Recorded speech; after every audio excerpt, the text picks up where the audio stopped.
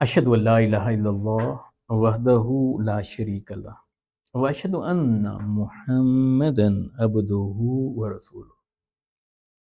اللہم صلی علی سیدنا محمد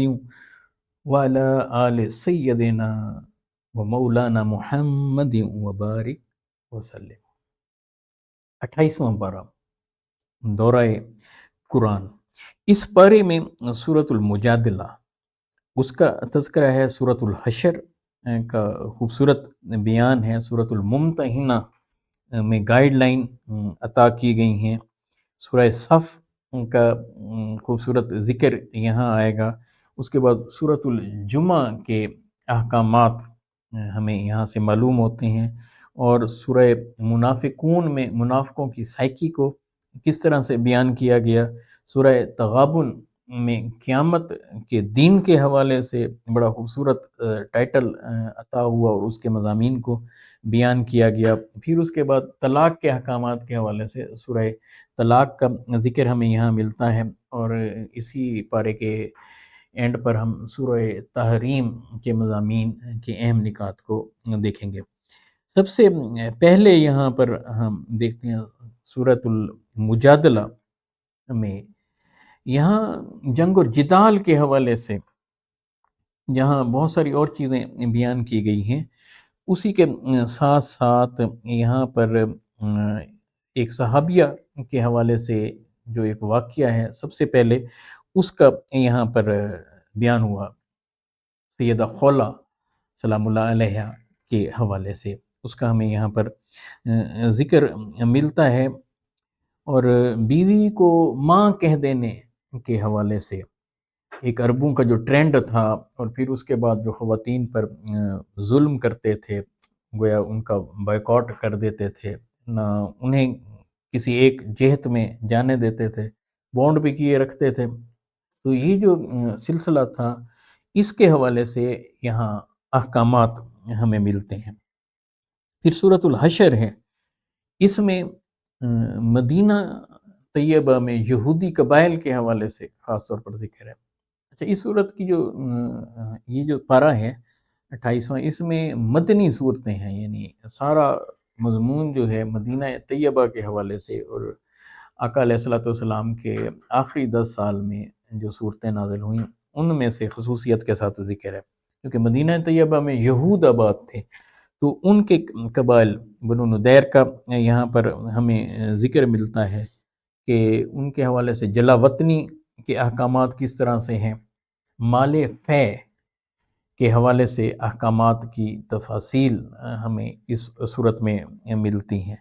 پھر جو اہم ترین چیز یہاں پر ہے، یہاں اسماء باری تعالیٰ کا بڑا خوبصورت یہاں پر ذکر ہمیں ملتا ہے۔ اس صورت میں اللہ سبحانہ و تعالیٰ کے سوا کوئی معبود نہیں ہے، هو اللہ الذی لا الہ الا ہو، یہ خوبصورت کلمات۔ پھر صفت رحمان و رحیم کا ذکر، عالم الغیب ہونے کا ذکر، پھر اللہ سبحانہ و تعالیٰ کے مختلف ناموں میں سے، صفاتی ناموں میں سے ان کا ذکر کر کے وَلِلَّهِ الْأَسْمَاءُ الْحُسْنَى کہہ کر کہ خوبصورت ترین اللہ کے سارے نام ہیں، جو بھی اللہ سبحانہ و تعالیٰ کے جو صفات ہیں اور صفاتی نام ہیں وہ خوبصورت ترین ہیں، ان کا یہاں پر ذکر کیا گیا۔ سورہ ممتحنہ،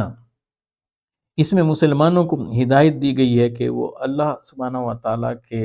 دشمنوں کے ساتھ خفیہ دوستیاں نہ کریں، تو یہاں پالیسی بیان آپ کو نظر آئیں گے کہ یہود اور نصارہ کے ساتھ آپ دوستی نہیں رکھ سکتے۔ یہاں ایک بات کو ذہن نشین رکھیں، قرآن مجید کی اس صورت میں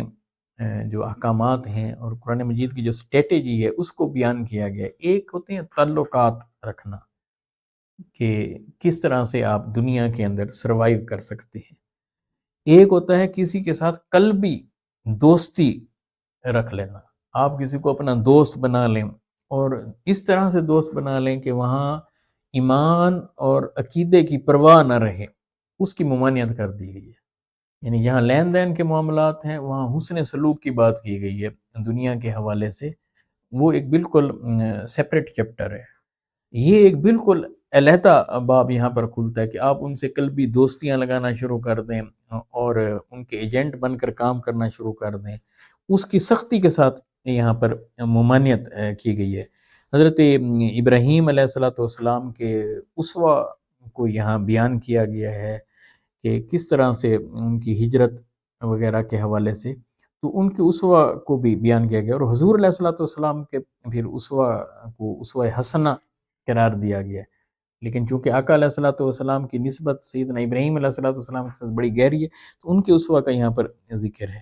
سورہ صف ہے، یہاں جہاد کا خوبصورت ذکر ہے کہ ایمان والوں کے بارے میں بتایا گیا ہے کہ ایمان والے بالکل جم کر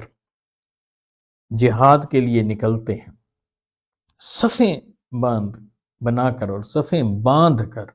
اللہ سبحانہ و تعالیٰ کی راہ میں جان دینے کے لیے حاضر ہوتے ہیں۔ تو اس کا خوبصورت یہاں پر ذکر ہوا ہے۔ یہاں ایک اس صورت میں بڑا اہم اور بڑا کلیدی نقطہ بیان ہوا ہے، وہ یہ متوجہ کیا گیا ہے کہ جن کے قول اور فعل میں تضاد ہوتا ہے، کہ کہتے کچھ ہیں کرتے کچھ ہیں، یا بعض لوگ ایسے ہوتے ہیں کہ وہ زبان سے تو باتیں کرتے رہتے ہیں لیکن ان پر عمل نہیں کرتے، تو ان کے قول و فعل کے تضاد کو یہاں پر ہائی لائٹ کیا گیا ہے کہ قول و فعل کے تضاد سے مومن کو بچنا چاہیے۔ یہ اتنی بڑی بات ہے کہ جو انسانیت کو پروان چڑھاتی ہے کہ انسان کے انسان ہونے کی طرف دلیل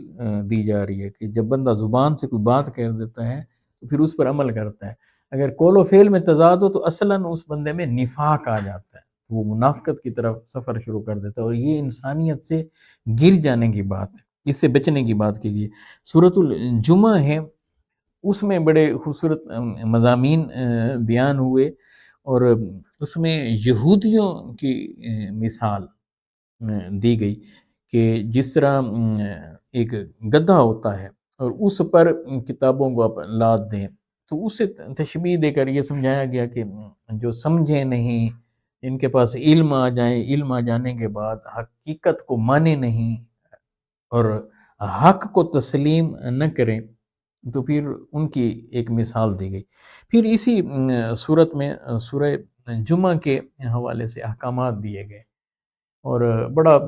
لاؤڈ اینڈ کلیئر میسج دیا گیا، وَإِذَا نُودِيَ لِلصَّلَاةِ مِن يَوْمِ الْجُمْعَةِ فَاسْعَوْا إِلَىٰ ذِكْرِ اللَّهِ وَذَرُوا الْبَيْعَ۔ جب جمعہ کے لیے تمہیں کال دی جائے، جب جمعہ کے لیے تمہیں ندا دی جائے، جمعہ کے لیے پکارا جائے، بلایا جائے،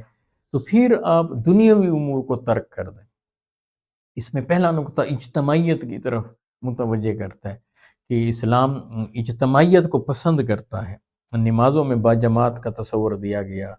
روزوں میں مل کر ایک مہینے میں فرض روزے رمضان المبارک اس کا تصور دیا گیا۔ پھر آپ یہ دیکھیں کہ حج اجتماعی طور پر اس کا سب سے بڑا رکن وہ اجتماعیت کی طرف اشارہ کرتا ہے، وقوف عرفات، مل کر طواف کرنا، ایک کعبۃ اللہ کے گرد جمع رہنا، تو یہ اجتماعیت کی بات۔ اسی طرح جمعہ کے اجتماع کے حوالے سے یہاں پر کہ جب جمعہ کے لیے آپ آئیں تو اس وقت سب کے سب سارے بزنس چھوڑ کر،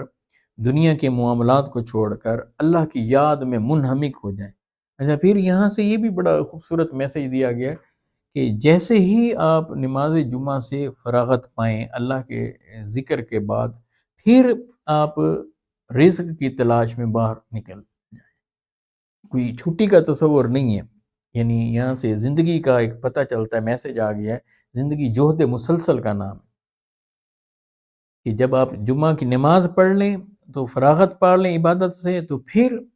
زمین میں رزق کی تلاش میں نکل کھڑے ہوں، سٹرگل کریں، اس محنت کو روکنا نہیں ہے، اس کی طرف اشارہ یہاں پر کیا گیا۔ سورہ منافقون میں منافقوں کی سائیکی کو بھی بیان کیا گیا ہے، ان کے سمٹمز بھی بیان کر دیے گئے، ان میں نشانیاں کون سی ہیں، علامات کون سی ہیں، ان کا یہاں پر تذکرہ خصوصیت کے ساتھ کیا گیا ہے۔ اور ایک خاص بات یہاں پر کی گئی ہے کہ مال کو اور اولاد کو فتنہ قرار دیا گیا۔ یہاں پر فتنہ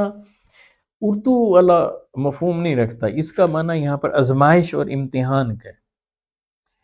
تو یہاں انما الاموال والاولاد فتنہ کہہ کر اس بات کی طرف متوجہ کیا گیا ہے کہ مال ذریعہ آزمائش ہے، اگر حلال ہے اور پھر اس کا آگے استعمال بھی درست ہے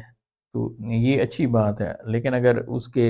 ذرائع آمدنی حرام کے ہیں، مال اگر حرام ہے اور یا اس کا استعمال آپ حرام کے لیے کر رہے ہیں ان چیزوں سے جن سے اللہ سبحانہ وتعالیٰ نے منع کیا ہے، تو پھر یہ اس کے لیے وبال جان ہے۔ تو مال کے ساتھ اولاد کا کیوں ذکر کیا؟ اس کی بڑی خوبصورت حکمت یہ ہے کہ جس طرح مال کا استعمال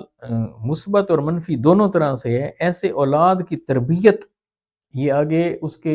پازیٹیو اور نیگیٹو ہونے کی طرف نشاندہی کرتی ہے۔ تو اس میں اشارہ ہے والدین کی اپنی تربیت کے حوالے سے، ان کی اویئرنس کے حوالے سے،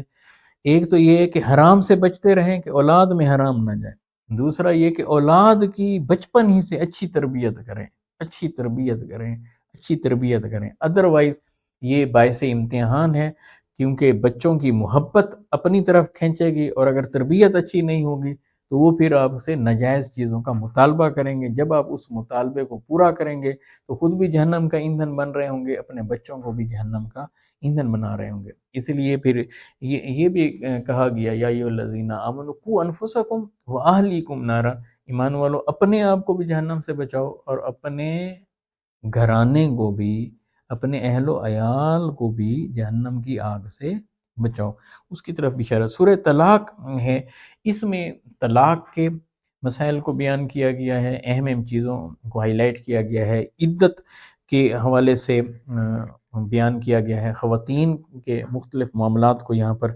ڈسکس کیا گیا ہے، ان کے حقوق کے حوالے سے یہاں پر بات کی گئی ہے، اور تقوی کی راہ کو اختیار کرنے کی ہدایت اس صورت میں کی گئی ہے۔ سورہ تحریم ہے، اس میں بڑی اہم چیزیں ہیں، ایک تو عائلی زندگی کے حوالے سے یہاں ہمیں تذکرہ ملتا ہے، خاندان کے حوالے سے یہاں پر ذکر ہے، گھریلو امور کے حوالے سے کہ آپ نے کس طرح سے کرنا ہے، ازواج مطہرات کے حوالے سے یہاں پر ذکر ہے، خاص طور پر زوجین کے حوالے سے، میاں بیوی کے حوالے سے، شوہر اور اس کی زوجہ کے حوالے سے جو رازداری کے معاملات ہیں وہ کس طرح سے ہونے چاہیے، اس کا ذکر ہے، ٹوہ میں رہنا، تجسس میں رہنا فیملی کے اندر،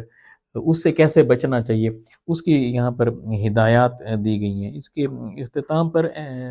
جہاں ازواج مطہرات کا ذکر ہے، اس کے اینڈ پر آپ دیکھیں گے اس صورت کے اندر سورہ تحریم میں جناب مریم سلام اللہ علیہ کا خصوصیت کے ساتھ ذکر ملے گا، پھر اس کے بعد فرعون کے حوالے سے یہاں پر تذکرہ ملتا ہے۔ اللہ سبحانہ وتعالیٰ قرآن مجید کو سمجھنے اور اس پر عمل کرنے کی توفیق عطا فرمائے۔ السلام علیکم ورحمۃ اللہ وبرکاتہ۔